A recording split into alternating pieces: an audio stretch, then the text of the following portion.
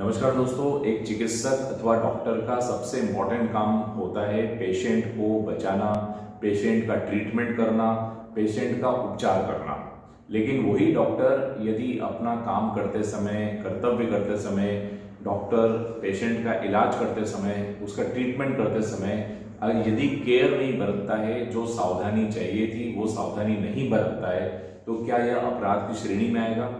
Yes, यह अपराध की श्रेणी में आएगा और इस अपराध का नाम होता है मेडिकल नेग्लिजेंस। इस मेडिकल नेग्लिजेंस को हम चिकित्सीय उपेक्षा भी कहते हैं। तो उपेक्षा एक हिंदी शब्द है जिसको हम लापरवाही के रूप में इस्तेमाल करते हैं। तो लापरवाही या उपेक्षा इसी को ही निग्लिजेंस कहा जाता है। और यही निग्लिजेंस यदि मेडिकल प्रोफेशन करने वाले मतलब डॉक्टर्स और इनके द्वारा किया जाता है तो इसे मेडिकल नेग्लिजेंस कहते हैं। आज के इस वीडियो लेक्चर में हम लोग कवर करेंगे मेडिकल नेग्लिजेंस क्या होता है और मेडिकल नेग्लिजेंस के लिए हमारे देश में कौन सी धारा, कौन सा कानून काम करता है। आप सभी का स्वागत है यूट्यूब चैनल लॉइजी में। और इस लीगल प्लेटफॉर्म में हम कानून को आसान भाषा में समझने का प्रयास करते हैं। इसी श्रृंखला में आज हम सभी लोग कवर करेंगे मेडिकल नेग्लिजेंस। तो मेडिकल नेग्लिजेंस को चिकित्सीय उपेक्षा कहा जाता है। नेग्लिजेंस का मतलब ये होता है कि जब कोई व्यक्ति कोई भी कार्य करता है, उस कार्य में सतर्कता और सावधानी का यदि अभाव होगा, if there is lack of any kind of care, यदि कोई व्यक्ति केयर से काम नहीं कर रहा है, लापरवाही बरत रहा है और उस लापरवाही के परिणाम स्वरूप किसी अन्य व्यक्ति को क्षति हो जाती है, इंजुरी हो जाती है, तो यह उपेक्षा कहलाती है, जिसको नेग्लिजेंस कहा जाता है।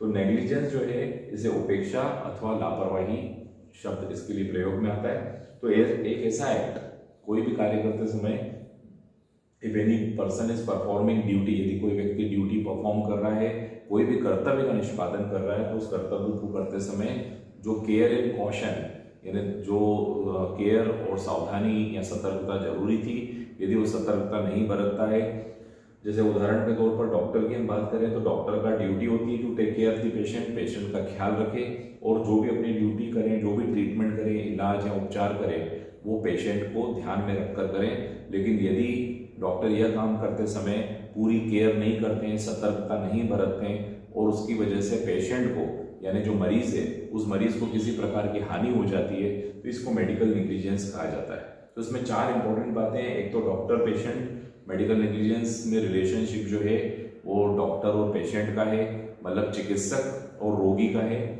Duty to care towards patient, और उनकी ड्यूटी थी पेशेंट्स का केयर करना, पेशेंट की देखभाल करना, सतर्कता बरतना। ब्रीच द ड्यूटी, और डॉक्टर ने उस ड्यूटी को ब्रीच कर दिया।